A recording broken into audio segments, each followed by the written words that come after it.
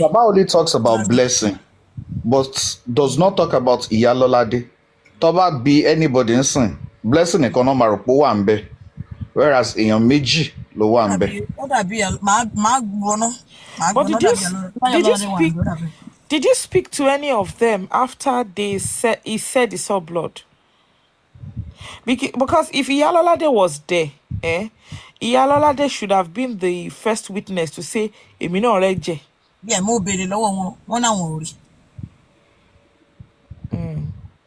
Wọ́n láwọn ò rí, báwọn kọ́ ń wo lẹ́lẹ̀ báyìí pé mo béèrè lọ́wọ́ Iyalolade. And also, mo béèrè pé mo daddy ti wá láwọn rẹ́ jẹ. Mo béèrè. Also, Folashade, that's no, hold on. Do you have it on record so that you clear it now? Mo béèrè mi kò lè sọ pé ibi báyìí ló wà because mi fẹ́ play nǹkan tí mi fẹ́ play. So that àwọn èèyàn tó ń ròyìn pé Tolani already will be saying things from my head. We are playing it with facts, with evidence. Next time, I'll fi super glue lé ẹnu Iyalolade kó má sọ̀rọ̀. After tí mo ti ń play voice note tí wọ́n gan mo ṣì bá Iyalolade sọ̀rọ̀ so kò ń ṣe kinní. Ọkọládé gan a máa ń sọ̀rọ̀ so kò ń gbé lórí gbogbo kéèsì a máa ń sọ̀rọ̀. Yẹn ló máa ń drive wọn lọ sí corona yẹn. Ẹni tó máa ń drive wọn nìyẹn tẹ́lẹ̀. So a máa ń sọ̀rọ̀.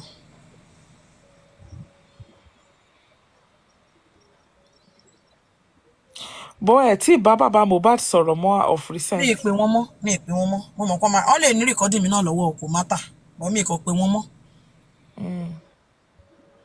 Àwọn náà lè ní recording, wọ́n máa record dáadáa. So ọ lè ní recording. The basis of gbogbo rubbish is greed. Yes. They just want everything to be to themselves.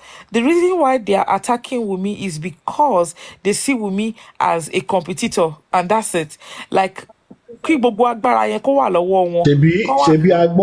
Ṣebí a gbọ́ nígbà tí bàbá ń sọ pé Mohbad náà máa ń transfer owó sí Iyalolade. Wọ́n náà ń jẹ́ tiẹ̀ ń bẹ̀ ni. Àwọn lórí burúkú wọ́n wá fẹ́ ọmọlọ́mọ wọ́n fi sọdá source of their own income, source of their living.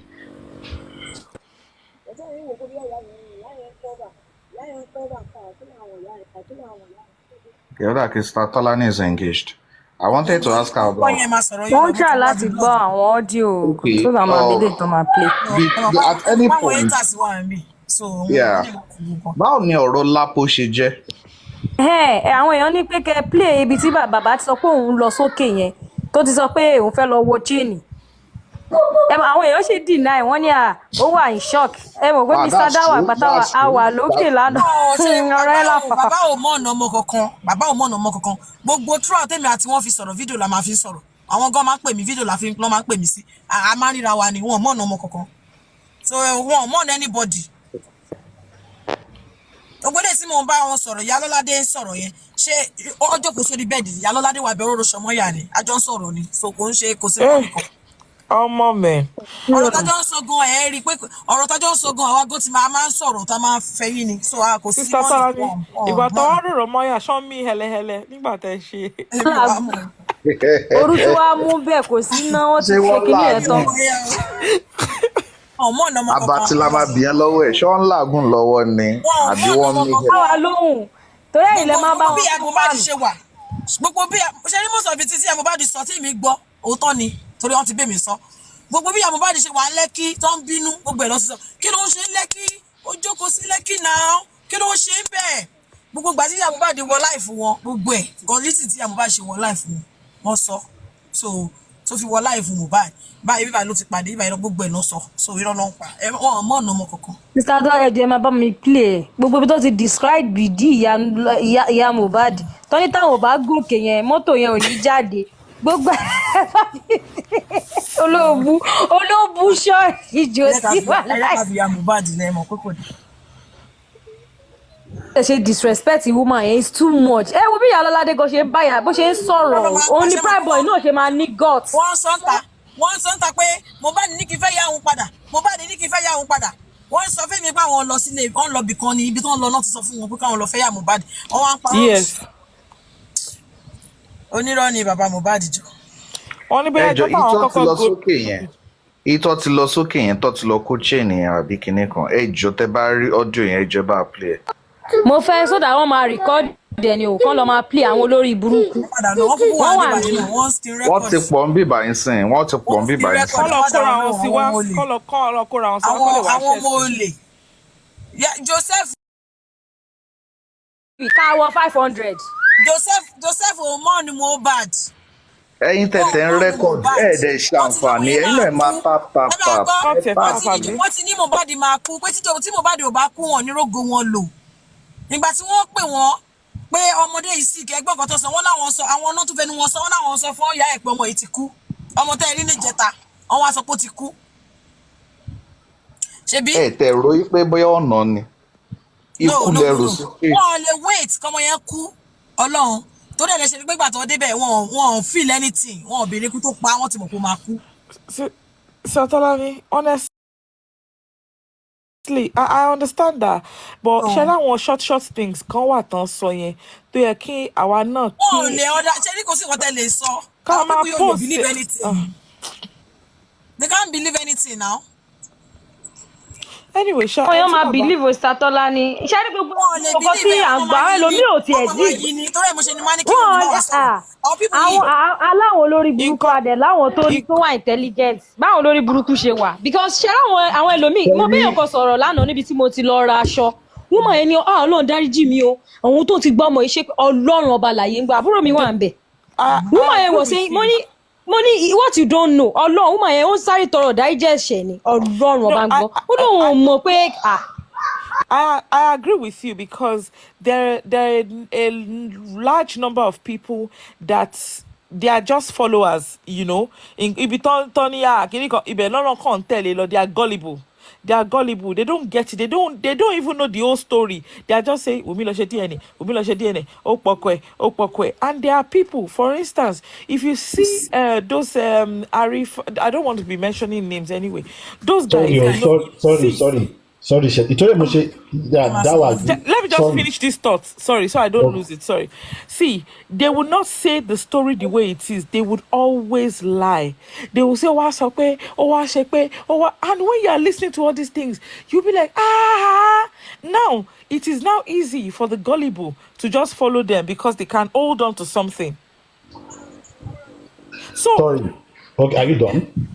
Yeah, go on.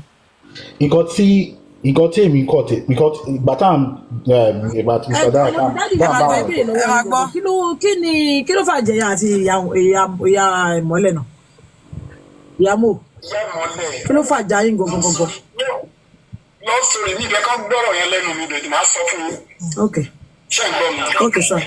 náà nígbà tí first born mi ó pé 10 years. ok ṣé ká play àbí ká máa play ẹ jẹ́ ká filẹ̀.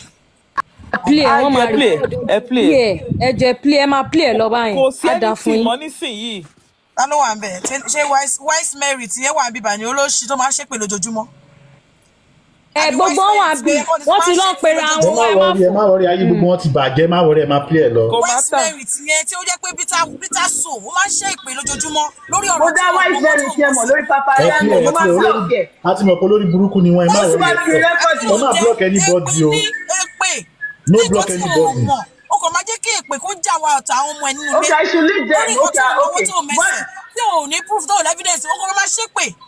Abeg leave them, no block them. Jẹ́ kó máa gbọ́, jẹ́ kó máa gbọ́. White Mary olórí burúkú, White Mary olórí burúkú, White Mary olórí burúkú. Ẹ filẹ̀, ẹ fi wọ́n lẹ̀, ọ máa ṣépè kó dá. Ẹ ní láti máa ṣépè. Ọ máa ṣépè. Àǹtí Wise Mary, ẹ ní láti máa ṣépè, ẹ ti ṣépè dáadáa fẹ́mi náà rí, kò ní nǹkan kan ṣe Ọlọ́run máa ń wọnú ni. Bọ́ ẹ ní láti ṣépè, ṣé ní gbogbo ọ̀rọ̀ tó wà ńlẹ̀ yìí? Kó má jẹ́ ṣe máa regret because tó bá yá ẹ̀ wò pé à ń kó tí kì í ṣe bí tẹ́ fojú sí lọ́nà wà èpè tẹ́ ń ṣe ti pọ̀ jù lórí kíni ṣé ìrẹ́wọ̀ èmi kì í máa ṣépè fún yín ni. Mohbad 7 years. ọmọ yẹn wá ń sọ ìbò kan adi kọ́ máa dún máa gbá ẹgbẹ́ inú mi dùn pé wọn mi ti ń sọ ìbò yìí wọn á fẹ́ lọ́ra nǹkan bẹ́ẹ̀ dé fọmọ yẹn.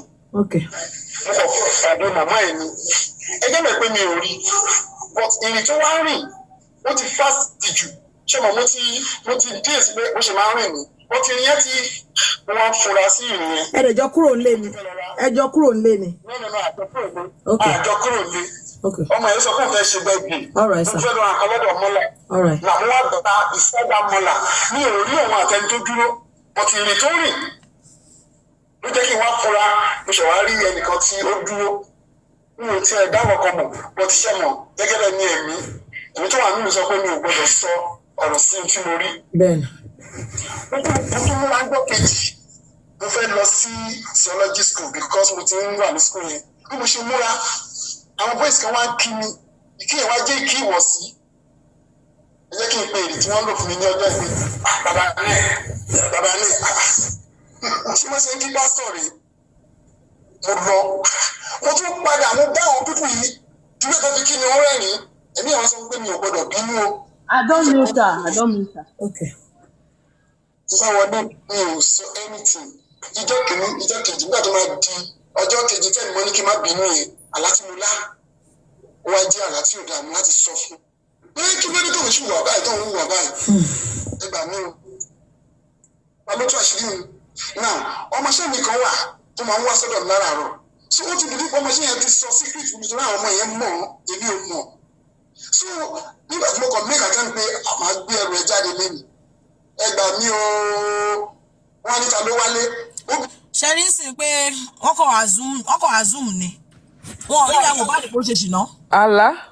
wọ́n lálàá àwọn ń jáde lọ ìyá Mohbad rìn fast number one mo tún wá sùn mo tún lálàá èèyàn kan tún kí mi ìkí tó kí mi yẹn mo rò pé ó dàbí nǹkan kan ṣẹlẹ̀ wọn ò rí ìyá Mohbad báyìí pé ó ṣe ṣìnà o. Just assumption kò sí nǹkan kan tí jòsí bá ti fẹ́ yàwó tuntun bó ṣe máa nǹkan tó máa ṣe fáwọn ìyàwó tó wà nílé nìyẹn. tó bá ti fẹ́ yàwó tuntun alálà sí ilé tó wà nílé because ìyàwó kẹrin lélẹ̀ tó wà nílé wọn yìí ìyàwó kẹrin ó bímọ fún wọn ọmọ ọdún 6 yes.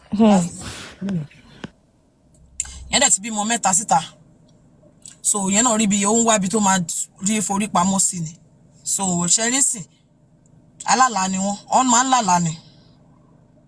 pípé ọmọọṣẹ́ mi yẹn ló sọ àṣírí fún mi sígbà wọn gbé ẹrù síbẹ̀ wọ́n gbú èmi lè kó bí wọ́n máa rí ẹrù yẹn ó máa dá padà ọ̀nà sùn kò ní dá padà orúkọ ọmọọṣẹ́ mi ló ń pariwo. wọ́n nígbà táwọn wá dẹrù wọn síta wọ́n rò bí àwọn máa dẹrù yẹn padà sínú ilé nígbà táwọn dé wọn síta. ẹ dẹrù obìnrin síta wá ní pé wọ́n wá ní àwọn rò bí ó máa kó ẹrù yẹn padà sínú ilé. àwọn ọmọọṣẹ́ mi wá gather together wọ́n wá ẹ̀rù ló ń bà wọ́n láti jọ dájì ẹni báyìí ó ń ṣiṣẹ́ pẹ̀lú ìyàwó mi wọ́n ìwé pè ní Túndé. ó ń bá ìyàwó yín ó ń bá ìyàwó kí lẹ rí. wọ́n ní ọmọọṣẹ́ àwọn ló ṣẹ̀ṣẹ̀ wá sọ fáwọn nígbà tí Mohbad ti kúrò nílé àti Mohbad ti kúrò nílé ni wọ́n ẹ̀ṣẹ̀ wá sọ pé ẹnìkan ẹ̀ṣẹ̀ wá sọ fún wọn pé ẹni báyìí ó ń bá ìyàwó sùn kí ti pé wọ́n rí Mohbad o yẹ́sẹ̀ àlá and èèyàn kan kí wọn ó pe àwọn ní baba náà then ìyá Mohbad ń rìn níwájú ó rìn fast àwọn nǹkan tó fà á nìyẹn very arrogant very controlling ẹ máa gbọ́. ó ń bá ìyá Mohbad sùn. bẹ́ẹ̀ni èmi ni mi ò mọ̀ èmi ti gba ṣọ́ọ̀bù sí ní ibi tí mo gba ṣọ́ọ̀bù sí fún awakùnrin ní ṣọ́ọ̀bù yẹn alùpàbọ̀ bọ́ yẹn nílé girlfriend yẹn náà ti ká girlfriend ò lè sọ̀rọ̀ sí wọn nígbà tí mo ti make move yẹn pẹ̀lú àlá tí mo láti mo tí mo ṣe bí kì í ṣe boss out nìyẹn tí wọn bẹ̀rẹ̀ sí sọ oríṣiríṣi pé kí bọ̀bọ̀ yẹn wá búra sí bọ̀bọ̀ yẹn ò lè fún ilé tí ò bá ṣe òun náà sá kúrò ládùúgbò àwọn tó ti jọ ká wọn lóòótẹ́ wọ́n wà ládùúgbò kò sẹ́ni tí wàá lè rìn mọ́ ó ṣe fi àwọn ọmọ mẹ́rin kalẹ̀ ni ṣé ẹ gbọ́dọ̀ wọ́n wá fi àwọn ọmọ yẹn lẹ̀ ṣebí òun lójú sì tẹ́lẹ̀ ojú kan tó wá ń ti èmi náà o láti change environment wọ́n mú fún lọ sábò náà nígbà tó máa tó 5 years àtúnfẹ́ ọ̀sí ẹ̀ wà láyé ó wá fẹ́ parí ọ̀rọ̀ yẹn. ìgbà tó fẹ́ àwọn mẹ́ta lẹ̀ yẹn tẹnu máa tó 5 years yẹn láàrin 5 years yẹn wọ́n ráwọn ọmọ yẹn rárá. àtọ̀. wọn ò béèrè wọn. ìjọ tí mo fẹ́ mú kúrò ní àdúgbò pé mo ti kọ́lé ẹnìkan ìfọ̀ọ̀mù ẹ̀ wá pé kò tí mo mú àdúrà lọ ó mú lọ lábẹ́rẹ́ dè ni wọ́n káwọn méjì wá sí ibi tí mo wà but ọkàn mi ò kúrò lára àdúrà because tí ìbá rí wọn inú mi ò dùn. ìyẹn àbúrò lè rí àbúrò mo. Yes, mo láti kú. Yes, mo láti má fún ìbùkún that's my first daughter mo fún ní 5,000 ó fi wọ mọ́tò lọ sí ọ̀dọ̀ ìyá ẹ̀ tó bá ti lè mú ọmọ yẹn wá 5,000 yẹn kọ́ ó jẹ́ tiẹ̀. Ok. Ó dẹ̀ lo system fún ọmọ yẹn. Ó dẹ̀ mọ ọmọ yẹn wá. Because ojú mi ò tó. Ṣé rí pé system ni Jòsí máa ń lò? Ṣé rí Jòsí tó bá ní 419 lèèyàn Jòsí ní 419. Ẹ̀yin tẹ́ bá mọ àwọn ọmọ Èkìtì ọkùnrin dáadáa 419 ló máa ń ṣe. Most of them 419 ló máa ń ṣe. Ṣé rí gbogbo àwọn pásítọ̀ tó máa wọṣọ white kiri mo ríran sí yín 419 ni wọ́n. Gbogbo àwọn pásítọ̀ tó máa wọṣọ white kiri àwọn obìnrin ọkùnrin yẹn tó máa ṣe àwọn ríran sí yàn àwọn most of them tẹ́ bá béèrè Èkìtì lọ ti wá 419. Ṣẹ́gbọ́n nǹkan tó ń sọ. Wọ́n fọmọ yẹn lówó kó lọ láti lọ túwìkì ìbùkún àdúrà padà wá sílé. Bí àwọn ọmọ ẹ̀ ṣe wà lọ́dọ̀ mi.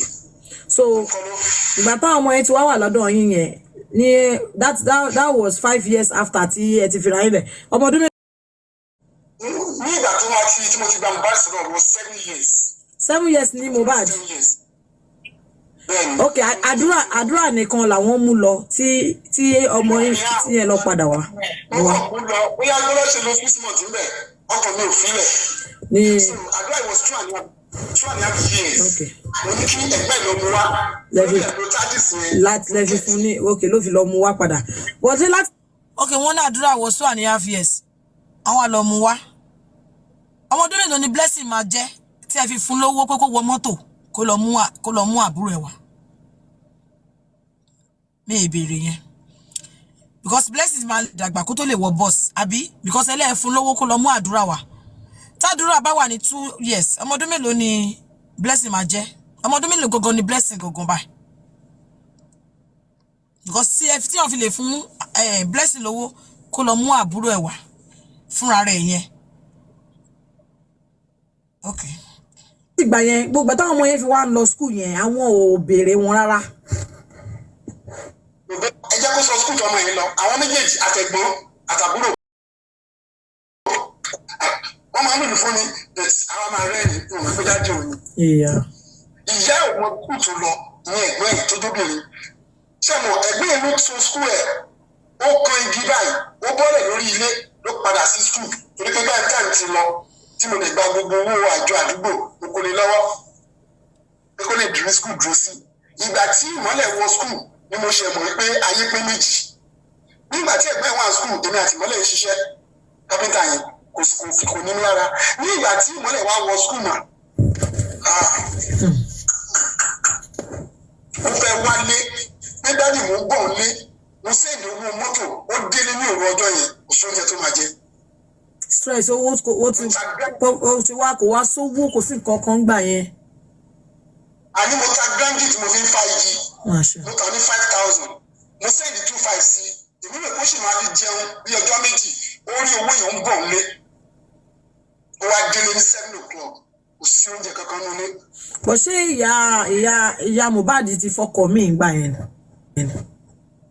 Ó ti fọkọ míì ó ti bímọ méjì ṣe mi pé ẹni tó bá bí náà là ń jọ àwọn èèyàn ti jọ bàbá wọn náà but àwọn èèyàn rí níbi pé ẹni is not ordinary ní orí obìnrin ìpìlẹ̀ lọ fẹ́rù solóṣì yẹn níbi tó ń wà wá fún wa kiri wọ́n ní babaláwo wòlíì ni. Lẹ́ni yẹn. ṣé mo àkókò náà kù. Ṣẹ́gbọ́n kan tó sọ àwọn ló ń sọ fáwọn èèyàn pé babaláwo ni ẹni yẹn wọ́n ní pé babaláwo wòlíì ni àti pé wòlíì tó máa ń ṣiṣẹ́ etiquette wọ́n ní babaláwo wòlíì ni pé wòlíì tó máa ń ṣiṣẹ́ fáwọn èèyàn bọ̀ wọ́n sọ fún wọn sí káwọn ta pé ó lọ fẹ́ babaláwo àwọn èèyàn tó bá ń gbọ́ ta wọ́n máa rúbi babaláwo woman yẹn lọ fẹ́. etiquette so bọ̀ wòlíì lẹ́ni yẹn ni wọ́n fẹ́ ẹgbọ́n kan tó sọ wọ́n ní pé olóṣì pé bí ogun ni ẹ fi fẹ́ ìyá Mohbad pé báwo ni ìyá Mohbad ṣe lè lọ fẹ́ ro olóṣì ojú Jòsí òkú lára ìyá Mohbad ni o ẹ máa gbọ́ ìka burúkú ìka èèyàn ẹ máa gbọ́. bẹ́ẹ̀ babaláwo wòlíì yẹn náà lọ because ó bí pé òun ṣiṣẹ́ fọ́mọ òun ṣèbí ibi tó bá mọ̀ náà ló máa lọ. Bẹ́ẹ̀ni. Ó lè parọ́ fún mi pé ẹni yẹn ti kú ọmọ ilé ẹ̀ sọ pé kí n gbọ́dọ̀ fẹ́ ìyá òun ṣé ìgbà tí mò ń sọ pé kẹfẹ́ ìyá òun padà yẹn ṣé yóò mọ̀ ṣé bàbá ẹ̀ máa yẹn ṣì wà láyé yóò mọ̀ pé yẹn ṣì wà láyé. èmi ò mẹ́kọ́ wà láyé 2 years wọ́n fi gbalẹ̀ fún síbì kan mi ò débẹ̀. Okay.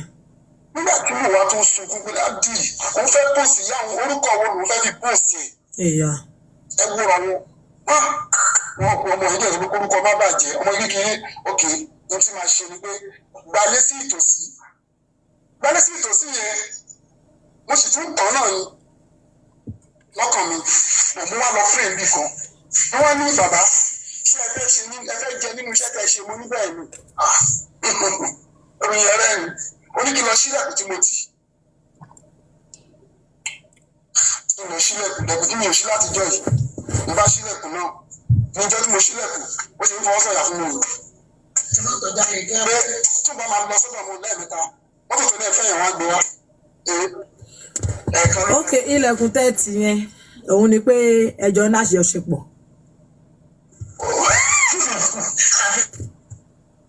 bẹ́ẹ̀ ni àbí.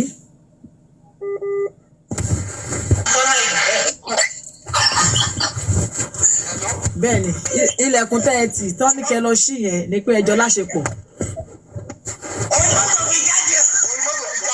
ṣe ni pé Ìyálọ́ládé wà ń bẹ̀ ṣe ni pé àjọ wà ń bẹ̀ àjọ ń gbọ́ ni Ìyálọ́ládé nìyẹn o ló ń sọ̀rọ̀ yẹn. tí bá ní mo gun òkè Kilimanjaro tí mo ní òkè tí mo gùn. Okay. wọ́n bẹ̀rẹ̀ báyìí. bọ̀ ìgbà tẹ̀yìn àti wọ́n ti wá jọ ṣé nǹkan náà lẹ lọ jọ láṣepọ̀ àbí. ẹ̀ẹ̀kan náà ni àwa fi àdéhùn sí pé tó bá di October o àwa ṣe bẹbẹ àwa ṣe marriage àwa fi caution sí but onígbà lọ sùn tí láì ní ẹni sí pẹ̀lú ẹ̀. kí ló dé ṣe ìgbà tẹ máa lọ sùn tí wọ́n yẹn kí ní ìkọ̀kọ̀ pẹ̀lú wọn wọ̀n dẹ̀ kí n sọ pé ó yá. àtọ̀ àtijọ́ sọ pé tó bá di October tí ọmọ bá ti wẹ́ẹ̀dì wa àwa bẹ̀rẹ̀ ní. bọ̀ ìgbà tẹ́ ẹ ti ṣílẹ̀kùn rẹ́dì náà ẹ ti bá wọn lájọṣepọ̀ rẹ́dì kí lẹ tún wá sá fún. ẹ̀rù tún bà mí náà ni ẹ̀rù tó bà mí. ó yẹ kẹ́ máa gbádùn ó yẹ kẹ́ ti máa gbà tẹ́ ti ṣílẹ̀kùn ẹ ti ṣí nìyẹn náà. ẹ̀gbọ́n mi yé mo gbọ́dọ̀ fura sẹ́rí ìfura mi ni pé àjọ wà ní Kòròdú tí bá mọ distance Kòròdú sí ìyànà Ìyẹ́sí ó dàbí bí à ń lọ sí Ìbàdàn owó tó máa fi wọ mọ́tò kó pọ̀ pẹ̀lú ọmọ méjì ní 10,000 naira wọ́n lè mi lọ every Sunday wọ́n pè é wá ó dẹ̀ ló fẹ́ fẹ́ mi wọ́n lọ ṣọ́ọ̀ṣì kan tó máa ná 10,000. bọ̀ ìyàwó kan wà nù létí tí. àbí ìyàwó kan wà nù létí báwo lẹ ṣe ń ṣe. báwo lẹ ń ṣe wá fẹ́ wọn ṣe é sọ fún ìyàwó yẹn pé ẹ fẹ́ wọn padà. mo sọ pé ìyàwó yẹn nǹkan báyìí ni mo bá bọ̀ níbi àdúrà ṣé ìwọ náà fẹ́ kí n jẹ nínú iṣẹ́ tí mo ṣe ìwọ náà rí mi báyìí ọmọ mi lówó mi ò rí nǹkan kan ṣùgbọ́n ìdùnnú mi lọmọ yẹn wọ́n ní kí n ṣe nǹkan yìí mo bẹ́ẹ̀. ó dẹ̀ gbà. nígbà tó náà rí ohun tó jáde ó sì kì ó wá gbà mí gbọ́. bọ̀ ìyàwó tó wà lọ́dọ̀ ìyàwó ọ̀dọ̀ yín yẹn tó wà lé ọ bímọ fún yín àbí. ó bímọ fún mi ó bímọ ẹ̀kọ́ fún mi. ọmọ yẹn kọ ọmọ yẹn ti dàgbà. kí lẹ wí mi ì gbọ́ yín mọ́ o mi ì gbọ́ yín mọ́ ẹ ò lọ. ṣé ń gbọ́ wọn.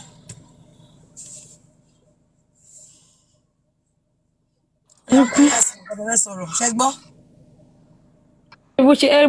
bó ṣe disrespect ìyá ọmọ tó pè ní ọmọ tó olórí burúkú ni máa yìí sẹ ọ̀rẹ́ nìkan ìyá yẹn fáwọn ọ̀tá. wọ́n fẹ́ gbowó lọ́wọ́ Mohbad náà ṣe ń tan woman yẹn ẹni pé wọ́n sọ pé níbi táwọn lọ wọ́n ní káwọn lọ sílẹ̀kùn táwọn ti tì káwọn lè rí owó lọ́wọ́ àwọn ọmọ àwọn pé táwọn bá fẹ́ jẹ lọ́wọ́ Mohbad káwọn lọ sí ilẹ̀kùn táwọn ti tì. tí mo ṣe bè pé ilẹ̀kùn wo bí káwọn lọ bá wọn sùn. Ìyálọ́ládé wà ń bẹ̀ o. ó wà ń bẹ̀ ẹrí tí ẹ náà fi iná sí olórí burúkú obìnrin nígbà tó yẹ pé tó bá ti jọ gbowó àjọ kù ná ó dẹ̀ Ìyálọ́ládé gan máa ṣoògùn sí Mohbad kóun náà lè máa rówó gbà ṣé Mohbad ń fún yẹn lówó Wùmí gan trust yẹn gan tó jẹ́ pé Mohbad tó bá dádì sọ̀rọ̀ wọn ò ní bínú mọ́ àwọn olórí burúkú làwọn eléyìí olórí burúkú àwọn náà pa ọmọ yẹn àròká ó ti rojọ́ fún náírà gó ti rojọ́ ọmọ ẹ̀ fún náírà àti àwọn ọmọ àìsí àwọn ọ̀tá ọmọ tọ́mọ ò láìkì. wọ́n sọ náà wọ́n ní pé àwọn tàn ya Mohbad pé àwọn play game nínà.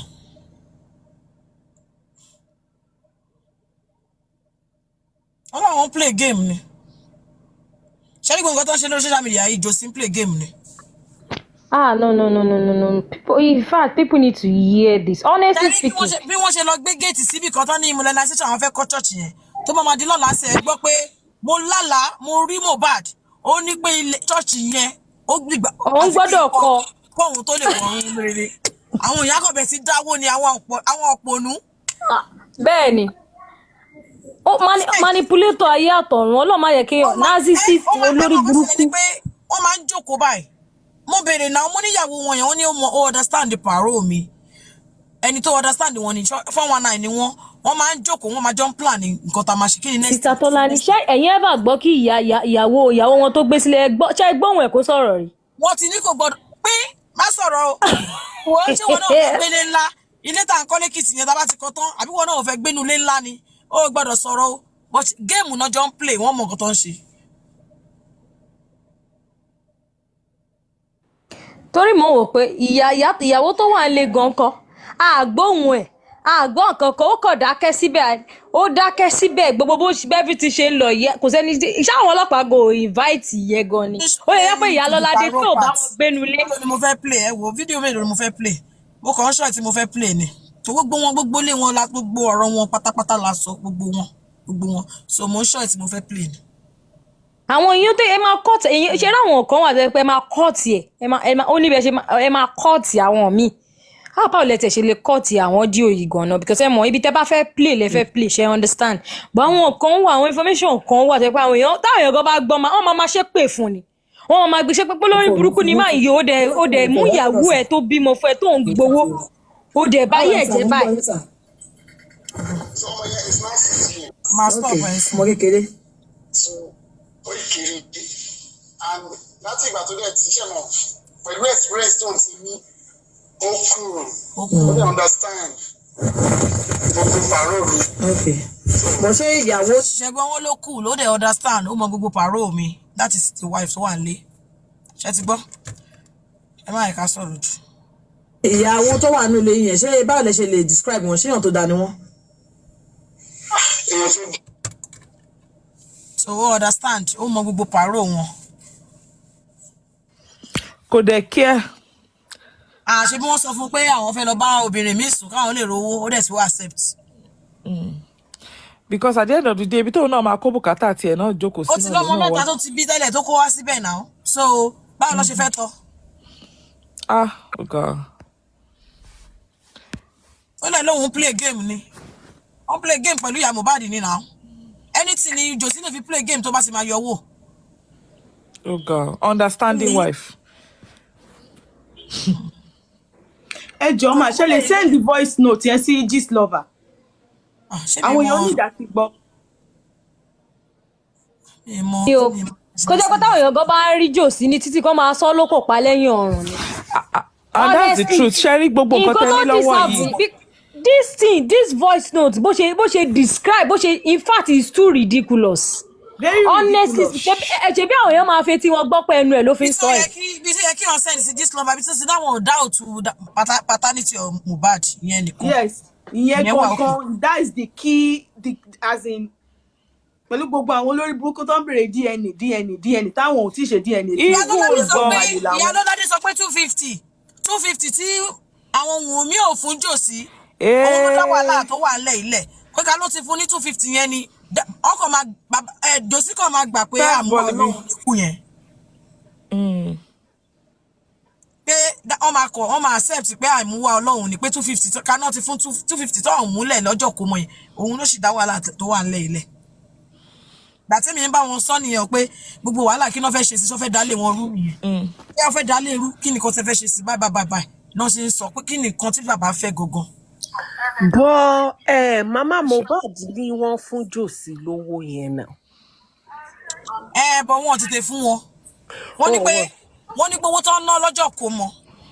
Wọ́n ní pé owó tó ń ná lọ́jọ́ kò mọ̀. Over 2 million naira.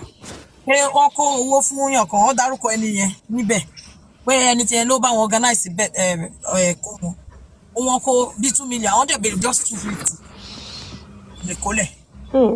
Nǹkan tí Mohbad sọ, bí Mohbad ṣe sọ yẹn, mo ṣe understand pé ilé òótọ́ ni tó rántí sọ fẹ́mi náà. Yeah, Pinky, that's the same thing I just said. For the benefit of those who don't understand Yoruba, what Sister Tolani just explained is that they didn't give him the money on time. They did not give him the money on time, and that's why he was upset, actually. He was upset that they did not give him the money on time. Yes. And that's why he felt that he was being sidelined. Yes. Nígbà tó ń sọ̀rọ̀ ilẹ̀ yẹn, nígbà tí wọ́n ra ilẹ̀ yẹn, according to Yalolade, wọ́n ní pé Mohbad ò sí lára òun nígbà tí Wùnmí ra ilẹ̀. Mi ìtẹ̀wá bí Wùnmí ò ibi wọn. But wọ́n ní pé Yalolade sọ bẹ́ẹ̀, ó dẹ̀ wá ń bí náà. Wọ́n ní pé Wùnmí ló ra ilẹ̀ yẹn pé Mohbad ò sí lára òun nígbà tó lọ ra ilẹ̀ kan níbi kan, wọ́n ṣàdárúkọ bẹ̀ mí ọmọ tó wà. So wọ́n ní pé Wùnmí ló ra ilẹ̀ yẹn tó forúkọ Liam sí, according to Yalolade. Wọ́n ní pé according to wọ́n sọ pé Wùnmí wà in charge, ó wà in charge gbogbo owó Mohbad anyway. So nǹkan tó bá òun ló ń fi ń ṣe.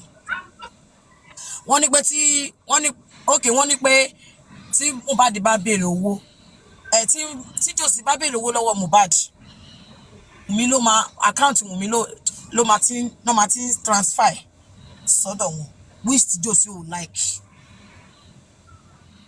Táwọn bá béèrè owó, tó yẹn bá máa dé ọ̀dọ̀ wọn from Wùnmí's account to Josie. Just like it.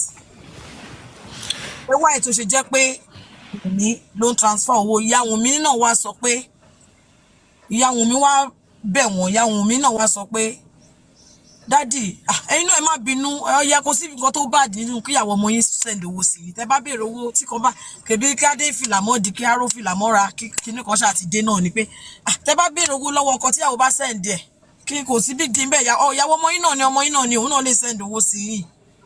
Okay. Oh, like it. So, what she's saying is not that she's saying. Actually, what Josie told her, we all should be conscious of the fact that she never says anything without evidence on her phone. So, according to Mr. Aloba, his grouse was that anytime he demands money from his son, he receives alert. Not that they deny him. He receives the alert, but it comes from the wife.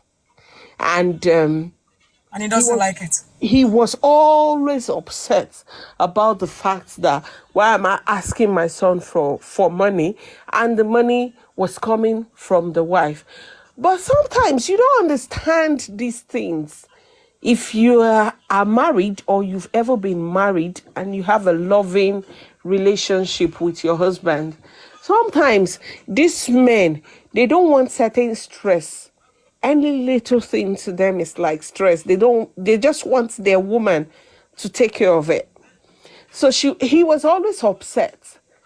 And when he called Omawumi's mother said, well, if you ask for money, doesn't matter where you get it from, whether the husband or the wife. Let's just leave this couple to live their life. It's a different thing if they are not giving you the money. You ask and you are receiving, right? Even God that created all of us, when we ask, God gives. But God has never come down to give anyone. When we say, give us this day, how do you people say it's the manna or whatever? Bread. Our Give us give this us days this our day daily our bread. daily bread. And then and the land tí wọ́n rà on Liam's name. Mr. Loba has been asking for the document of that land, and then then My to give him. sister, please wait. Let me even explain that part. Okay. So, even when we say give us this day our daily bread, the daily bread has never come down from God Himself. God will send Ifeanyi, He will send Taju, He will send Morisiku, He will send Moskilu to bring that daily bread to you. There has never been a point in time when the daily bread came from God and dropped from heaven.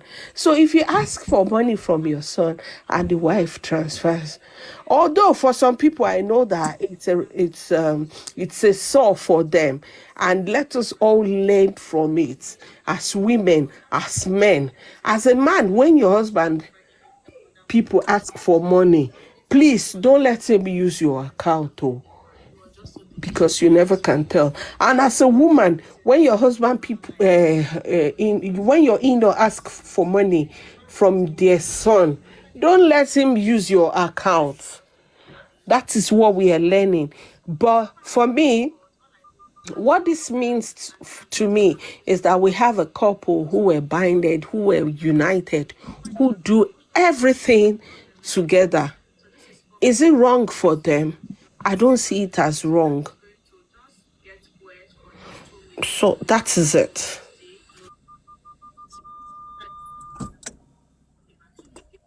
Exactly, Ambassador. That's why I said, even before I read your message, I just read your message now. It means togetherness, right? But we never can tell when we would come across people like Joseph Aloba. See, this kind of Joseph Aloba is one in a millennium. See, I don't. Since when they gave birth to, have you seen a man as useless as this? This man is just. He's not a human being. You get. You see, I understand what you're saying. A lot of in-laws will have resentment if they see that kind of thing. They feel that you are in control too much, and it also comes with a stay-at-home mom. Most of the time, if the woman is really successful, they don't feel that way. Sometimes they feel like but when it's clearly that one person is a stay-at-home mom and the other party is working, it becomes more it feels like where 1 million ló ti gbà lọ́wọ́ ọkọ ẹ̀ báyìí ó send 100,000 sí wa, because they just feel that if it was their son they would be getting more. So at the end of the day, still greed. I don't think I know a lot of people out there can think like that, but I've not seen this kind of man before. The way this man has taken it, no, Ejo, I'm sorry, it's just out of it. Very strange and weird man. Very weird. Very weird. Unbelievable. Kí ni bàbá kan lọ kí ló ń ṣe nílé àwọn ọmọ ẹ̀ lójoojúmọ́ tó bẹ́ẹ̀ yẹn tí ó jẹ́ pé yọ. Tó lọ máa ń dóbò ń bẹ̀. Into that house. Tó lọ máa ń dóbò ń bẹ̀ lórí ibu bàbá. Manipulator ìkà evil. Ọ̀kánjúà olójú kòkòrò ni Jòsí. Kò sí kan tẹ́ fẹ́ bá mi sọ. Òun ló dẹ̀ pa ọmọ ẹ̀. Òun ló gbọ́ ọmọ ẹ̀ láyé lọ́wọ́. Èèyàn ọmọ kú. Ọsùn ọmọ. Wọ́n ní pé màjèsé ò kì í tọwọ́ òbí ẹ̀ wọlẹ̀. Nṣojú bàbá Mohbad ni Mohbad ṣe wọlẹ̀. Wọ́n kúrò ń bẹ̀ ọ̀ǹtì ìgbà tí wọ́n rẹ́ ibẹ̀ yẹn tí wọ́n concrete àbí kí náà máa ń pè. Wọ́n kúrò ń bẹ̀ tán. He went straight to Lekki. Wọ́n bẹ̀rẹ̀ sí ní béèrè. Ó yá kọ́kọ́rọ́ mọ́tò dà kíní dà. Necklace tí wọ́n rí lóòótọ́ òun ló jẹ́ kí wọ́n máa sọ pé wo ilé mi tí mo gbé náà. Kíní kan because wọ́n mú gold yẹn náà. Ṣé nìyẹn kíní kan ẹ béèrè náà gold yẹn. You understand? Àwọn trainers tí ò tí wọ̀. Àwọn boys ti máa palẹ̀ mọ́ náà. Ṣé mọ̀? Bàbá Mohbad o wọn mọ̀ ní anybody. He's so happy pé Mohbad kú káwọn lè jayé. You understand? Inú wọn dùn pé ẹni tó ń block wé àwọn tí ò jẹ́ káwọn rógolo ó ti kú.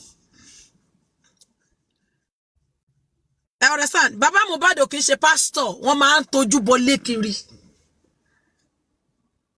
Wọ́n máa ń lọ lé babaláwo. He goes everywhere. gbogbo àwọn ọmọ tó wà nínú ilé wọn tí bàbá Mohbad bí gbogbo wọn ni bàbá Mohbad mú ètò máa kú, ètò máa ṣánkú, ètò ní dàgbà, ètò máa lówó, ètò ní lówó. Confirm. Baba Mohbad knows their tomorrow, their future. Ni Baba Mohbad ti lọ investigate. So, mo bó ṣe wà yẹn tí ó bá kún wọn ní rogolo. Ṣé lójú yín Baba Mohbad ò bẹ̀ sí ní rogolo ogo mo lo ni? Àbí kí lẹ rí happiness nínú wọn ni? Can't you see him? He always happy. Like, thank God. Títí tí wọ́n fi sin ọmọ yẹn Baba Mohbad ò béèrè kú tó pa lọ́wọ́ anybody.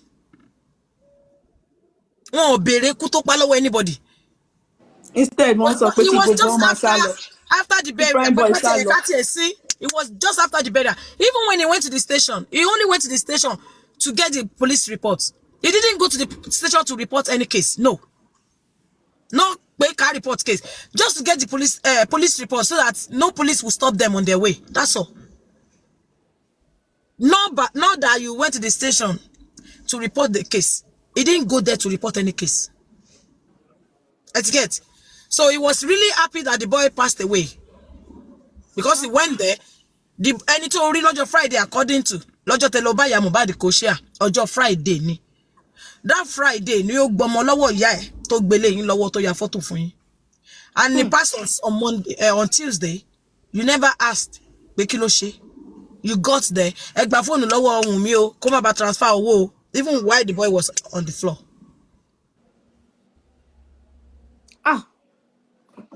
Oh God. Ọbọ yẹn ò wọṣọ. Gbogbo ìgbà tó fi gbé sínú ambulance kò ṣaṣọ lọ́rùn ẹ̀. Irọ́ ni Josin pa. Wọ́n ò wọṣọ fún, wọ́n ò wẹ̀ fún. Ọbọ yẹn wọ́n ò wẹ̀ fún tó fi kú láti ìgbà tó ti kú sí tó fi sí kò wọ́n ò wọṣọ fún, wọ́n ò wẹ̀ fún. Gbogbo nǹkan tí ẹ rí inú mọ́tò ni bọ̀bọ́ yẹn wà láti alẹ́.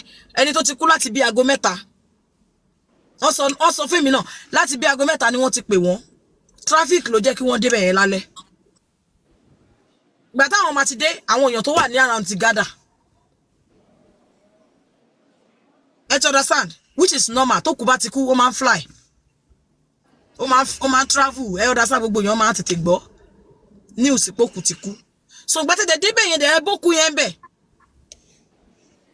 Ẹni kan wá lọ sí. Ẹ̀dẹ̀ gùnkè lọ́wọ́ jewelry. Bẹ́ẹ̀ ni ẹgbà tẹ lọ sókè. Ṣé bẹ́ẹ̀ àwọn náà láwọn lọ dókè kí lọ ṣe lókè? Ẹ ti débì kan. Ẹ ti bó kú ní sitting room. Ẹ jọ kí lẹ lọ ṣe lókè? Ṣé ilé yín nìyẹn ni? Ìkà. Irú access wo lẹ ní ẹ wá sọ pé ibi tèmi àtọmọ mi ti máa ń sọ̀rọ̀. How many bedroom níbẹ̀? Ṣé sọ pé ibi tèmi àtọmọ yín ti máa ń sọ̀rọ̀?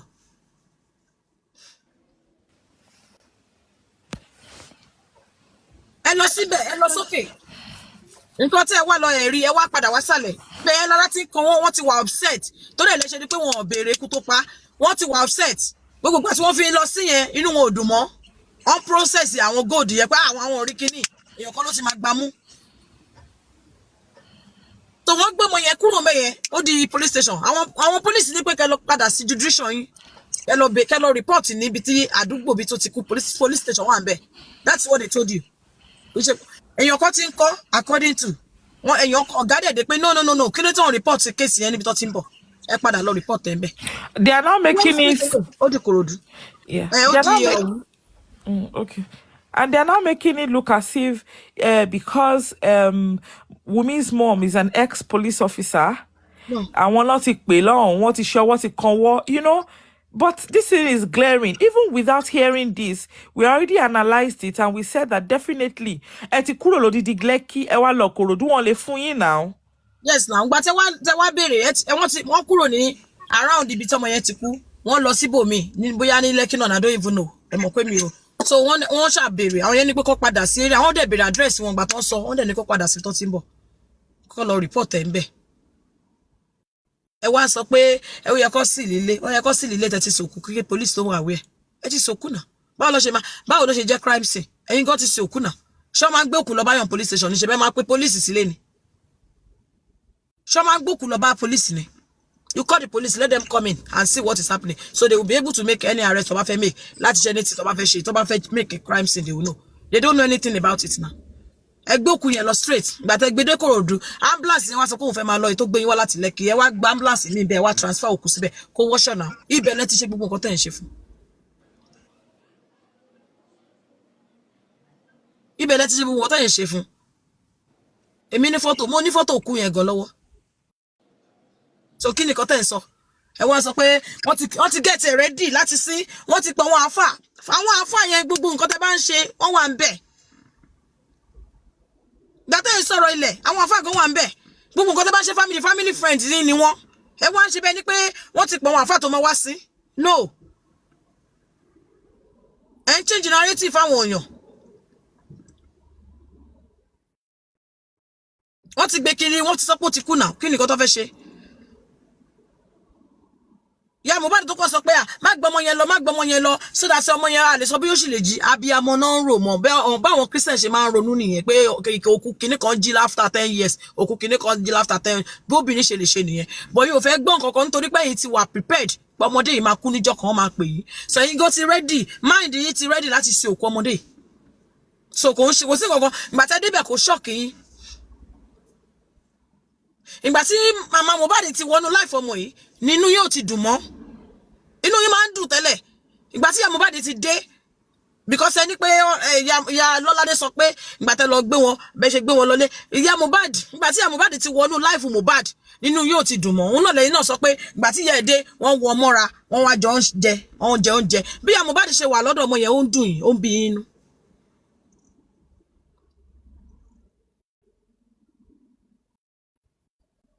àbí gbogbo nǹkan ni wàhálà lọ́jọ́ Friday ẹni ìyá Mohbad ní pé kẹwàá bá màmá òun kó chia lọ sínú ilé yẹn níjọ́ tẹ fi bẹ́ ṣe pàdé lọ́jọ́ Friday yẹn tìyẹ kí Mohbad tó kú Friday kí Mohbad tó kú ẹ pàdé níjọ́ Friday yẹn ẹ kó chia lọ sí ilé Mohbad torí pé ilé yẹn wọ́n ẹ̀ṣẹ̀gbà wọn chia tó wà ń bẹ̀ tẹ́lẹ̀ wọ́n wá fẹ́ kó lọ wọ́n wá ní kí ẹ wá sọ bẹ́ẹ̀ ó wà nínú bí ẹ sọ pé wọ́n pè yín pé kẹwàá bá wọn kó chia ẹ wá sọ pé ṣé o máa bá mi so oúnjẹ sílẹ̀ ìyá Mohbad wá sọ pé ṣé oúnjẹ ló fẹ́ wá jẹ ń bí ni kíní kan ẹ sọ bẹ́ẹ̀ dẹ̀ ní ó bí yín nínú pé ìgbà tí wọ́n ti ra mọ́tò fún yín wọ́n ṣe ní máa lò yín anyhow ẹ sọ bẹ́ẹ̀ náà kò ṣe ní máa pè mí pé kí wọ́n ra mọ́tò kí wọ́n bá wọn kó ṣíà nígbà tó jẹ́ pé ẹ mọ̀ wọ́n ti ra mọ́tò fún mi náà wọ́n ti ṣe nǹkan bàbá pé Mohbad ti ra mọ́tò fún yín kí ló tí ò ní ṣe bàbàrà. Just a question, please. Was it Iya Mohbad that said Shonje Lefe wa Jembi ni Abiwumi? Iya Mohbad. But when he was narrating the story on those skinny, he was saying it like it was Wumi. No, it was Iya Mohbad. Wow.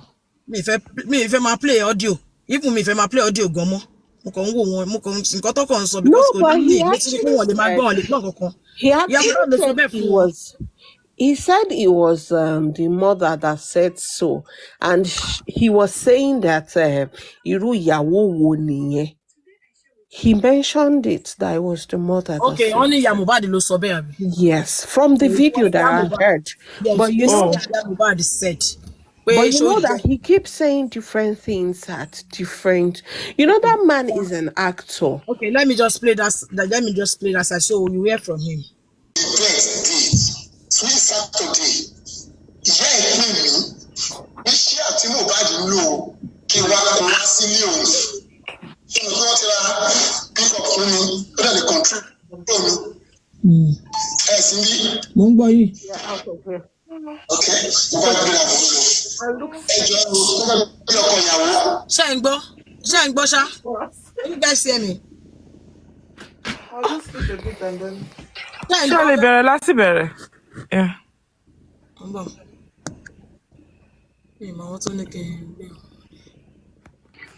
Let's send a request me. Hola. Yeah, mon boy. Ṣé ń gbọ́ ṣá? Yes, I'm going. Àgbọ̀. On the Saturday, mi tẹ̀ rò bí Friday, on the Saturday náà pé o. Kọ́mọ yẹn tó kú. Okay. Sunday, Monday. Okay. Mo bá gbé ra bọ̀ lọ. So that Saturday was a day kó tó lọ sí play, tó lọ sí show. Saturday, Sunday ló lọ fún show, Monday, Tuesday ló kú. Okay. Mo bá gbé ra bọ̀ lọ. Every day, sweet Saturday. Mo máa ṣe. Money. Ọmọ ṣe. Bó ṣe ìyá wà nínú ilé yẹn nígbà tí ọmọ yẹn kú ni. Wọ́n pè àwọn náà ni pé káwọn náà wò máa bọ̀. 3 days to the death day, sweet Saturday, ìyá ẹ̀ pè mí pé ṣé àti Mohbad ń lò ó kí wá kó wá sílé òun. Ṣé mo bí wọ́n ti ra pick-up mi? Ẹ sì ń bí. Mo ń gbọ́ yìí. Ok, mo bá gbéra mò ń lọ. Ẹ jọ̀ọ́ gẹ́gẹ́ bí ọkọ ìyàwó, mo ń sọ fún ìyàwó mi pé jọ̀ọ́ o, màá jẹun tí bá débẹ̀ yẹn bí kí n pa mí o. Respond ìyá Mohbad ni pé ṣó jẹ́ra ní kó wá jẹ bí tó bá mi kó lè gbé ní kápẹ́ lómi. Ọmọ yẹn ti gbọ́, Mohbad ti gbọ́. Mohbad dẹ̀ ti ń àárẹ̀ bí mo ṣe máa jẹun. Mo wọlé báyìí, ó fún mi ní minerals ìwé ilé ìgbìmọ̀ máa ń mu. Calm minerals. Pẹ̀lú àwọn tó tẹ̀lé mi lè fún wọn onídàdì má sẹ́ǹsì ara yín o ẹ̀jọ̀ àwọn tó tẹ̀lé yín wáyé ẹ má fún wọn lówó bàbá yín fún wọn lówó ó dẹ̀ fún wọn ní 5,000. Ó gbóúnjẹ fún wọn. Nígbà tí mo wá jẹun, oúnjẹ ikú díẹ̀ kí n parí oúnjẹ yẹn. Ọmọ mi dẹ̀ lọ mú síbí. Àwa ń du ẹja yẹn mọ́ mi lọ́wọ́. Àwa jọ ń ṣí àjọ fẹ́ jẹ. Ó dẹ̀ gbélé àrùn tó tún gbélé mi lọ́wọ́. Ó wá gbé kámẹ́rà síwájú. Àyà mi tó 10 times. Ó wá ṣe tó dájú má bínú ẹgbà 20,000 kẹfì epo sí mọ́tò yìí.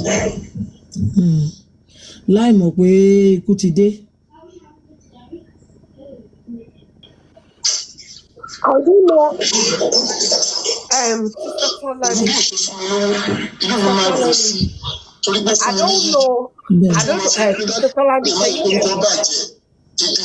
Sister Tolani, can you hear me? I don't know what anyone is hearing or feeling from this. But the truth is, like I said before, here is a man that his children had to tiptoe around him. You know, according to what he's saying that, he was telling his own wife, referring to Mohbad's mother, to get food ready for him because he was coming. And Mohbad's mother said, are you coming here to eat? I asked you to come and do something for me. You're talking about food. But that... And he said, you know, they've got me a pickup, so they can control me. Yes. So, one, he's given a vibe of a father who wants to receive but not give back. As parents, God bless the family that I came from. Because even as an adult, we're still serviceable unto our children. You know, even when our children are adults, it still gives us joy to service them. Because even as we service our children, they service us back. So he was there talking about they couldn't get, the wife, that's Mohbad's mother, couldn't get food ready for him. But his children, his child Mohbad heard him, got his favorite drink ready. And food was even there. And while he was almost finished eating his food, Mohbad picked up a spoon and joined him in the food. And after that, he now took the baby from Mama Mohbad and gave him the baby. Yes. And took his pictures, tablet out, and took his picture for more than 10 times. Almost 10 pictures with him. Almost 10 pictures.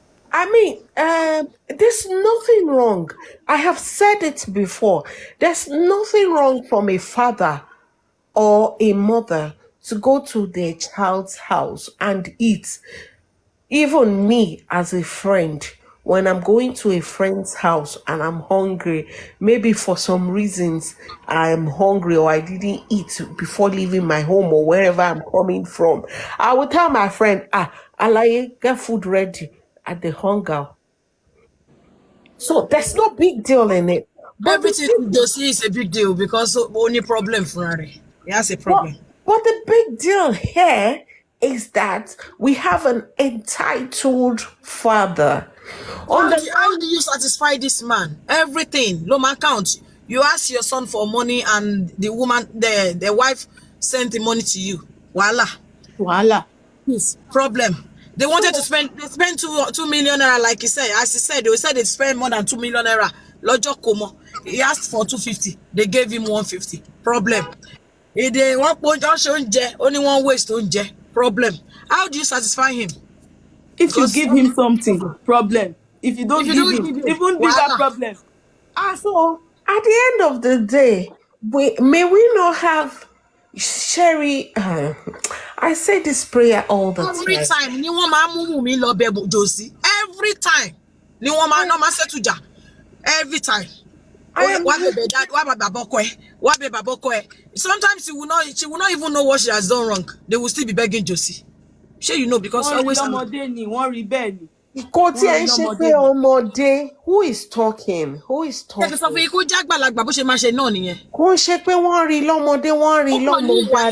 know, sometimes when you love your husband, you become Tolani. Because you don't want to disrespect them. Tolani, Sister Tolani. Wọ́n ṣe pé wọ́n rí lọ́mọdé nìkan, wọ́n rí ní ọmọ dáadáa ni. Wọ́n rí ní ọmọ dáadáa ni. Nítorí tí ọmọ Wùnmí ò bá ń ṣe ọmọ dáadáa, ọmọ tó Wùnmí, ọmọ Wùnmí mi, tí ò bá ń ṣe ọmọ dáadáa, ẹ gbé obìnrin ẹ ní kó lọ bẹ̀ bàbá ọkọ ẹ láì ṣe pé ó ṣẹ̀. Kò ní bí yín. Wọ́n tún máa ń ṣe nìyẹn gbogbo gbà ní ẹ̀bẹ̀. So wọ́n tún ní kí wọ́n á bẹ̀bẹ̀ lọ́jọ́ kan. Okay, wọ́n tún pè sọ́dọ̀ ìyá Mohbad. Wọ́n ní kó wá Wùnmí náà lọ bẹ̀. Ó tún ní pé ṣé ilé ìyá Mohbad ló yẹ kó tún máa mú Wùnmí wá bẹ̀bẹ̀. Ẹ dúró náà. Ó ní pé ṣé ilé tó yẹ kí Mohbad ṣe kó mọ. Wọ́n gba hall ni o, according to kó mọ yẹn. Dripper, ìwọ ìṣẹ̀dá tó wà lábẹ́ dripper yẹn. Ó ti wá ń bíbá inú rẹ̀. Gbogbo àǹfààní tó wà nínú ayé ẹ, ó ti drip dànù, ó ti ṣòfò dànù. Àṣẹ ti gùn. She will not do DNA. Gbọ́ ni, Wùnmí ò ní ṣe DNA, ẹ fẹ́ kú sẹ́, ẹ̀yin olóṣì. So ìwọ ìṣẹ̀dá tó wà lábẹ́ dripper yẹn, gbogbo nǹkan tó ní àǹfààní nínú ayé ẹ, ó ti drip dànù, ó tún ṣoríire mọ́. Tiẹ̀ ti bẹ́ẹ̀, ó ti drip. Ó yá máa lọ pẹ̀lú kòròfo ara ẹ, pẹ̀lú kòròfo. Ó ti block ẹ̀. Pẹ̀lú a kì í block irú wọn, a kàn máa ń sọ àsọtẹ́lẹ̀ dáadáa sínú ayé wọn ni. Ẹ máa mute. Àsọtẹ́lẹ̀ dáadáa la máa ń sọ sínú ayé wọn. Èèyàn lòun dripper. Mọ̀ tún mọ dripper ní nǹkan tó. Ọmọ àlè ni. Nǹkan tó ń jò ló ń drip, ó ń jò díẹ̀. Ọmọ àlè tẹ́nu ẹ ti jò, bẹ́ẹ̀ pọ́n ẹ ṣe ń jò lẹ́nu ń jò. So dripper ó ti padà jò dànù. Gbogbo nǹkan tó jẹ́ àǹfààní àtàlùbáríkà nínú ìṣẹ̀dá ẹ̀, ó ti jò dànù. Kòròfo ní ẹ wọnú ayé lọ pẹ̀lú kòròfo tó jẹ́, kó lọ máa ṣe kòròfo ẹ dànù. Onto bigger things àti relevant things tá à ń sọ lọ́wọ́. Josie was a father that had to be tiptoed around. Ọmọ ẹ ní láti tiptoe around ẹ ní. Mọ ìgbà yẹn táwa kéré gan, ó ní man kan tó máa ń ní mental health issues. Wọ́n máa ń pè ní Ahmadiyya rẹ̀. Bóyá wọ́n ní bó ṣe sọ story of man yẹn, wọ́n ní ó wà educated, ó ti lọ sí abroad and all of that. So tó bá fẹ́ sọ̀rọ̀, ó máa ń sọ Ìjẹ̀bú àti kinní papọ̀. A ní àmọ́ idea ẹ̀, Ahmadiyya rẹ̀. Okay, Ahmadiyya rẹ̀. Ìjẹ̀bú ló fi ń sọ, a ní Ahmadiyya rẹ̀. So it's like this man was like that type of personality, because mọ idea ẹ̀, mọ nǹkan tó lè gbé wá, mọ nǹkan tẹ́ máa ṣe tó máa bínú. Ẹ wá máa tiptoe around irú èèyàn bẹ́ẹ̀ yẹn. Gbogbo ẹ̀dá tó bá dúró gẹ́gẹ́ bí Josie Alọ́ba nínú ayé mi àti ẹ̀yin tẹ́ ń wá òtítọ́ fún Mohbad, tẹ́ ẹ̀ dẹ̀ ń dúró tí gbogbo àwọn nǹkan tí Mohbad filẹ̀ ní ìyàwó, ní ọmọ, ní ìyá, tẹ́ ẹ̀ fẹ́ kó bàjẹ́, ẹ̀ ní ṣalábàápàdé àwọn Ahmadiyya rẹ̀. Ní ṣalábà gbogbo ogun jò sínú ilé ayé wa, kọ́lọ́n kó bá wa fi bú. Ní alábàápàdé àti alágbàkó Ahmadiyya rẹ̀, ní pàdé irú wọn. Ọlọ́run á ya àwọn ọmọ èmi àti ẹ̀yin kúrò nínú ọmọ irú àwọn. because irú idea kan fi ń tọ́ ó máa àwọn pe ọmọ wọn ó máa pe nìyẹn. yáwọn ó máa pe bàbá wọn mi yẹn ó pe bàbá wọn mi pa pé lórí ọ̀rọ̀ ilẹ̀ tí kò bá wọn kó document ẹjọ́ báwo lọ́kọ àtìyàwó ṣe máa wà nínú ilé tí wọ́n máa ra lẹ̀ tó jẹ́ pé bàbá ni ó máa béèrè document bó ṣe frustrate wọn nìyẹn tó gba ilé tó wà lọ́wọ́ ẹ̀yìn tó náà fẹ́ kọ́ church sí yẹn so ìgbà tó ti pé má yẹn tó ti pé má yẹn block wọn dànù kó sọ fún mi wọ́n ní yẹn block àwọn dànù ni ọ̀gá sáà nígbà tí stress wọn ti pọ̀ jù tó máa ń pèèyàn kéèké pèèyàn pa torí pé wọ́n á fọmọ ńlẹ̀ yìí kò sí nǹkan tẹ́ lè ṣe fún jòsì ìbínú yìí ni everything problem. Sherry, shout out to all of us tí wọ́n bí nílé eré tán dẹ̀ tọ́. wọ́n ní gbogbo àwọn tí legal team àbí kíní kan tó lóun kó jọ yẹn kò sí tó lè bá sọ̀rọ̀ tó lè gbọ́ o kò sí tó lè bá sọ̀rọ̀ tó lè gbọ́. Sister Tolani, wait. I heard him talking online earlier today, and do you know what this man was saying? If Falana cannot follow his instruction,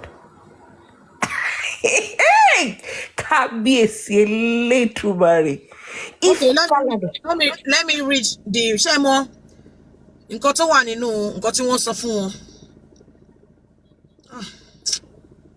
If Falana cannot follow his instruction, I mean, I do not know what type of home you all grew up in. Àwọn tó ń tẹ̀lé wọn yẹn wọ́n control wọn ni tó lè lè ṣe ní tó máa ń change lawyers ọ máa ń fẹ́ sọ nǹkan tí lawyer máa ṣe lawyer máa ń dà wọ́n nù. I don't know what type of home you grew up in. I don't know what type of background you had.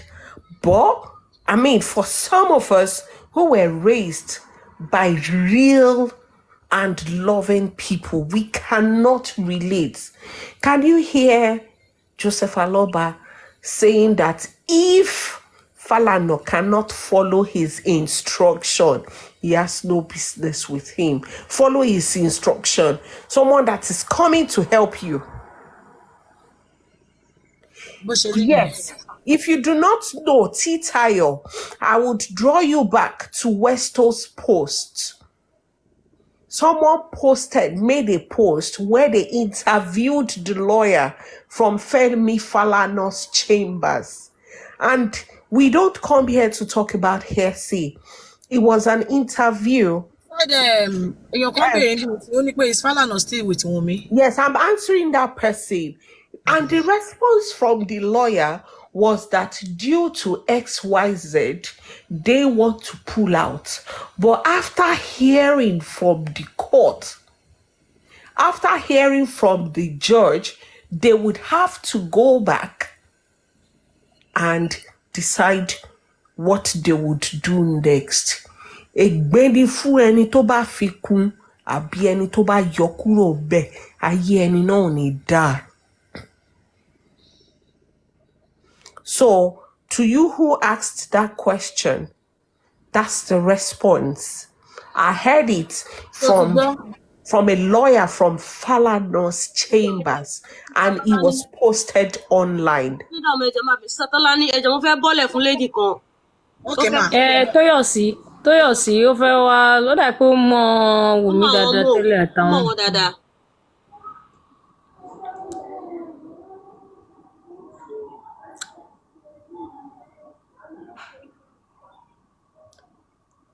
Mr. Ola,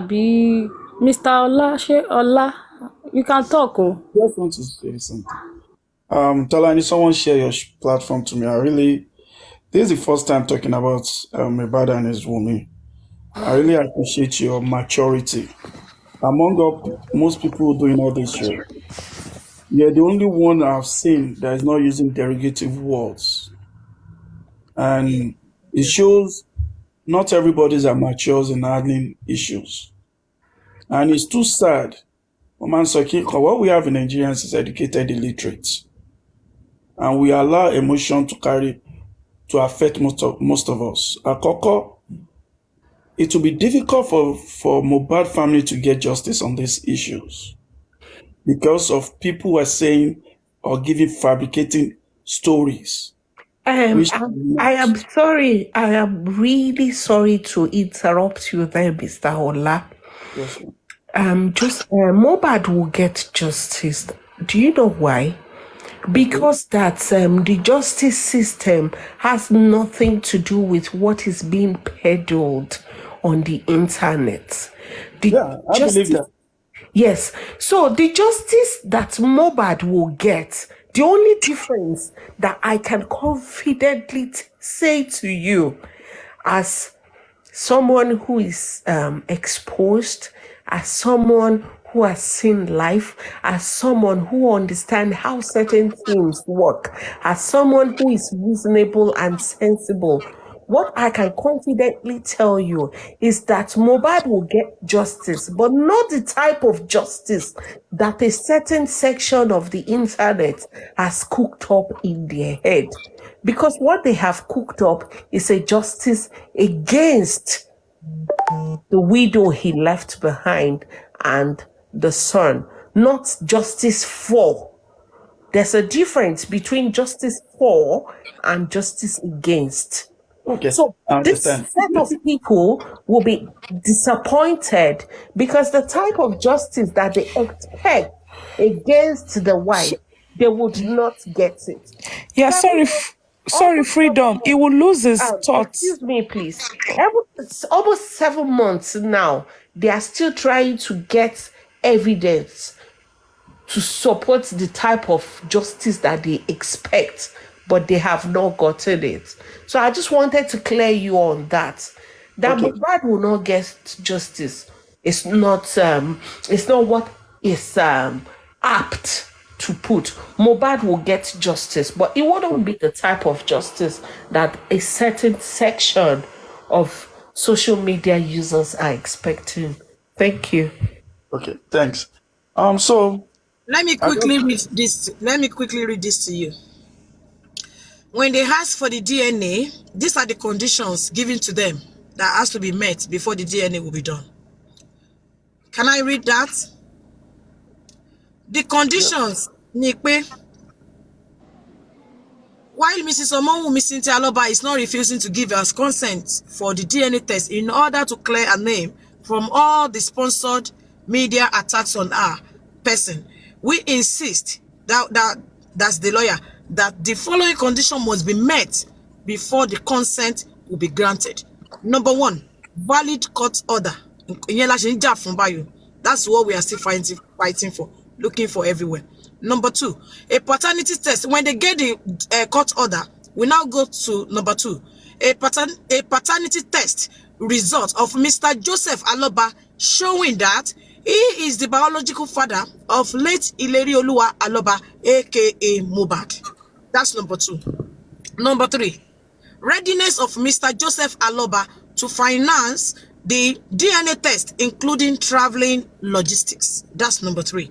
Number four, the two DNA tests want to be done outside Nigeria. They all have to be met before the DNA will be done. So, number one, okay. so we still have a long way to go. To just Okay, do so Mr. Ola, just please, do. apologies. You can go on.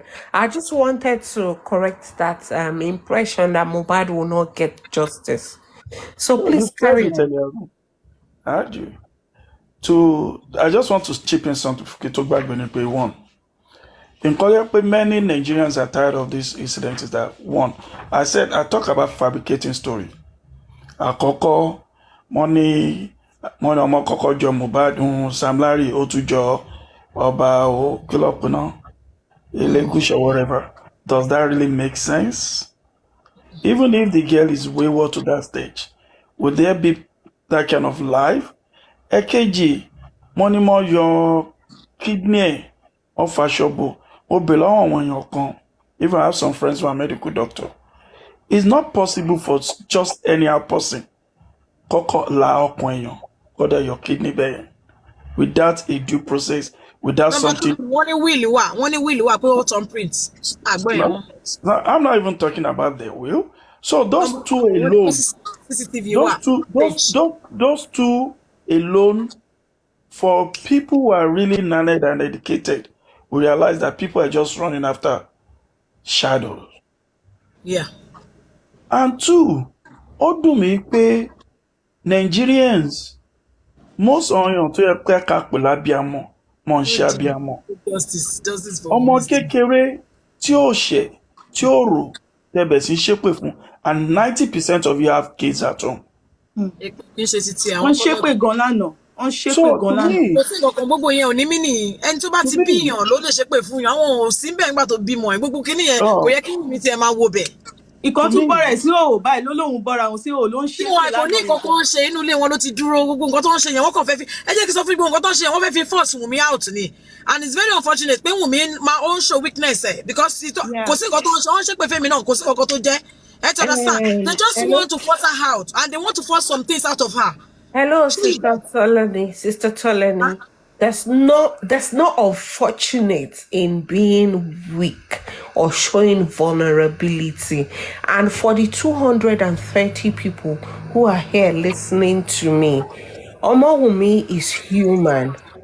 My brother, you can't fight bully like that. My if you want brother, to bully, you can't show vulnerability. My late brother, who was a retired justice of the Federal High Court of Nigeria, said one thing and I would never forget. He said, "Woman ni àgbà máa ń gbà, àgbà máa ń gbà.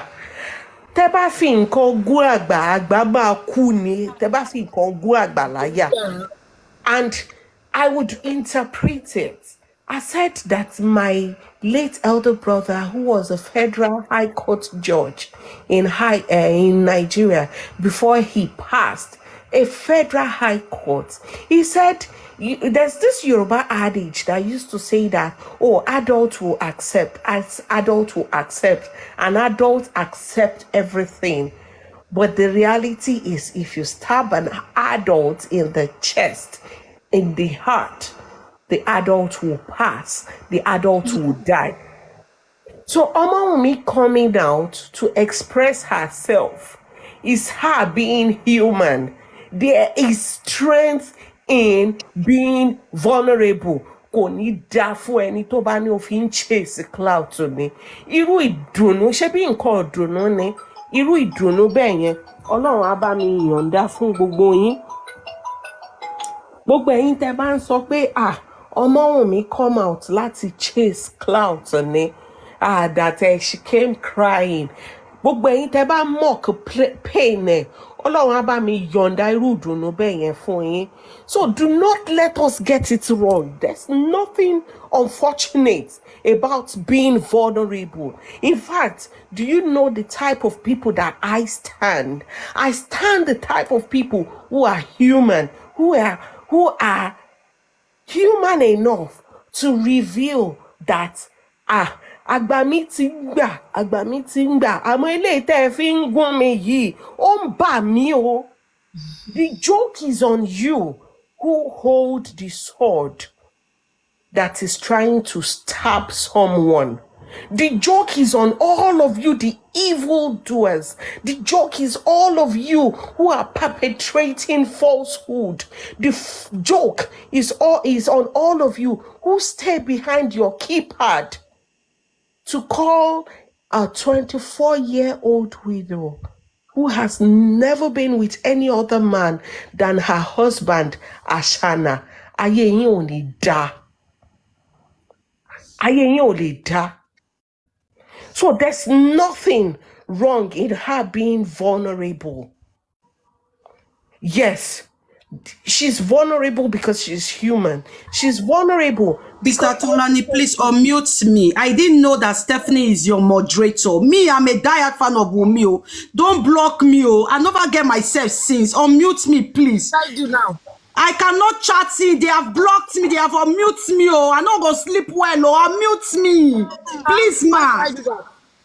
I will unmute her now. She was insulting. I can hear you now. I did not insult you, Stephanie. I didn't know that you are the moderator now. Me, I be woman person. Unmute me, Stephanie. I just got me beg you. Choice TV, Calm down. Queen. I will unmute you now. We can hear you. We can hear you, Thank you. I'm off. Thank you. Unmute me. Oh, I not go green like here. I unmuted you. I unmuted Thank you. How you came up? No, Choice is our person, no.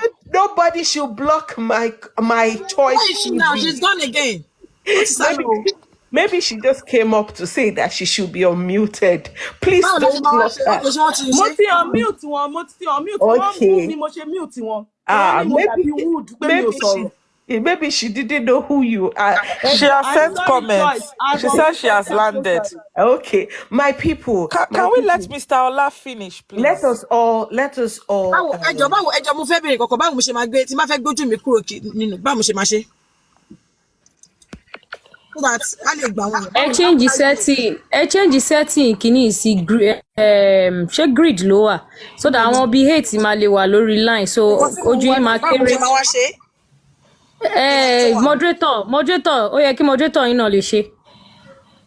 Ibi tí ẹ lọ síbi setting ibi tí àwọn èèyàn wà yẹn ẹ máa set ẹ sí grid. 8 people lè come up láti sọ̀rọ̀ at the same time. Kémi kúrò kémi má gbójú síbẹ̀ mọ́. Mi ṣe moderator yín kò lè bá yín ṣe. Ẹ gbé setting yẹn kúrò ní kíní tán wà ẹ gbé sí ẹ maximize ẹ tẹ́ pé 8 people máa lè wá sókè so ó máa jẹ́ kójú tí wọ́n kéré. Okay, I'll do it now. Voice yín ti low. Tolani, ẹ ti reduce increase volume fún yín. Okay. Ó ti wà okay, àbí? Yeah. Ṣé ó ti wà okay bye? Of course, yeah, yes ma. Oh yeah, moderator please take me off now. Ẹ fẹ́ drive. Àbẹ̀ ìfẹ́ drive yẹn ṣe lè pa kámẹ́rà yín. Kò ní kankan ṣe. Ó wà okay. Ẹ kọ́ bá mi yọ mí kúrò ńbẹ̀. Kọ́ yọ mí kí kékeré àbí báwọn ṣe máa ń sọ mí nígbà tí gbójú síbẹ̀. Àti bó ṣe máa ń ṣe tí àwọn èèyàn máa wà. Ẹ tẹ̀ máa gbójú table tó ẹ máa ra ó kàn máa wà ní small box ni. Please do that. Ẹ jọ̀ọ́ ẹ bá mi ṣe sí small box káwọn èèyàn lè join. Because àwọn èèyàn ń send request ní ibẹ̀. Mr. Ola. Mr. Ola, you can go on, sir. Sorry Please for distracting. Ẹ̀bẹ̀ kan kò fẹ́ bẹ̀ gbogbo wa ní pé ẹ jọ̀ọ́. When both parties are fighting, let's take this little boy, innocent child, out of all this. It's just uncalled for. We should not allow our emotion. Come o belong when you kan tán. Mo ní tí ẹ bá ṣe díẹ̀ ní tọ́mọ ẹ bá jẹ́ ọmọ ẹ, gbogbo ẹ̀ tẹ́ ṣépè fọmọ lọ́mọ. Kí ni bọ́lẹ̀ fẹ́ fojú sí ẹ̀dẹ̀ bímọ? I don't care whatever A or B are doing. The innocent boy should be taken out of all this mess. Àyàfi téèyàn bá kí n ṣe abiyamọ ló kù. Ọmọ ẹlẹ́jẹ̀ tútù ni. It's just too sad the way táwa Yorùbá especially tá fi ń gba kéèsì tá fi ń gba bí ọtí. Because ọmọ yóò ṣẹyàn jẹ́jẹ́ ló wálé ayé àwọn òbí ẹ̀ ló nílé ayé wá dùn kó máa bọ̀. Láìgbà tèmi dẹ̀ ti ń gbọ́ gbogbo kínní mi ò ever gbọ́ kẹ́nìbọ̀dì jáde fóun bá wù ú sùn. At least ó yẹ category. So to me kọ́tí kò fẹ́ bẹ́ẹ̀ ni pé ẹ jọ̀ọ́ orí ọmọ yẹn gangan mo wá fún. Please ẹ jẹ́ a máa súre fún. Èpè ní agbára o. No, èmi ti ṣe mo ṣe prayer kìíní. That is my own solution. Àwa ń bí báyìí, àwa tẹ wá báyìí, àwa gan ni ìyá ọmọ yẹn. Àwa ṣàdúrà. Ó ní àwọn ibìkan tẹ máa lọ Mr. Ola. Ẹ lọ sí bí àwọn péjì kọ̀ọ̀kan tẹ bá ti kọjá tó ti ṣépè fún ẹ gòkè lọ kẹjẹ́ kọ́ mọ̀ pé èpè tẹ bá ṣẹ́ fọ́mọ ọlọ́mọ orí ọmọ yín ló ń padà lọ. Because ọmọ ọlọ́mọ ò ṣẹ̀ yìí jẹ́jẹ́ ló wá yí ẹ̀. Bàbá ẹ̀ ó dòye ẹ̀ nínú fi lóyún ẹ̀ tó fi bí. Ẹ̀yin dẹ̀ kọ́ lóyún Ọlọ́run tó sọ ẹyin tó sọ dọmọ. Àwọn ẹlòmíín dóra wọn 9 years 10 years wọn lóyún wọn gbọ́ pa. Ọlọ́run dẹ̀ ṣàmì sí nìyẹn. Ó fi èémí sí ọmọ yẹn nínú. Kí ló wá dé ẹ̀yin ṣépè fún bíi pé wọn lọ́mọ tí kọ́kọ́ bá wá ṣe ọmọ tí wọ́n ń sìn wọn kúkú nílé bọ́ta sọ because ìkọ́ tó ti ṣe náà ń gbà àti pé bàbá tó gbóra ọ̀ ní grandpa àwọn tó ń support ẹ̀ tó ń fóun lówó tó ń bú àwọn ọmọ tó ń bú ọmọ tiẹ̀ even ọmọ ẹ̀ tó kù nílẹ̀ tó ń ṣépè fún wọn kí ló yẹ kí bàbá jáde kó sọ pé mi ò rán yín ṣẹ́ ẹ fà àwọn ọmọ mi ilẹ̀ fà àwọn ọmọ mi sílẹ̀ justice ni mo béèrè fún kí ló dé tẹ́ tún fẹ́ sọ justice di nǹkan mi bọ̀ bàbá go ò fẹ́ ó fẹ́ kán máa bú wọn lọ ni kán mọ́mọ yẹn kán sọ ayé ẹ̀ di rádaràda bọ́ Ọlọ́run ní gbà fún. Power tap. Everyone, can we please power tap? Let's keep power tap. Ọlọ́run ní gbà fún because ìyá ọmọ yẹn ń jáde ó lóun ò deny ọmọ ever deny ọmọ rí ó ń sọ pẹ̀lú omijé lójú tí bàbá náà bá ṣe bẹ́ẹ̀ ṣé àwọn èèyàn kan wá ráyè wọn á gbé ẹnu wọn gbogbo wọn á máa ṣépè fọmọ yẹn ṣé wọn á máa ṣépè fọmọ yẹn ìjọ́ òní bàbá bọ́ta rí tó sọ tó ṣe tó bọ́ta tó súre fọmọ yẹn àbí láti ìjọ́ wo ni bàbá ti bọ́ta rí tó ní Liam ọmọ mi ni ọmọ mi.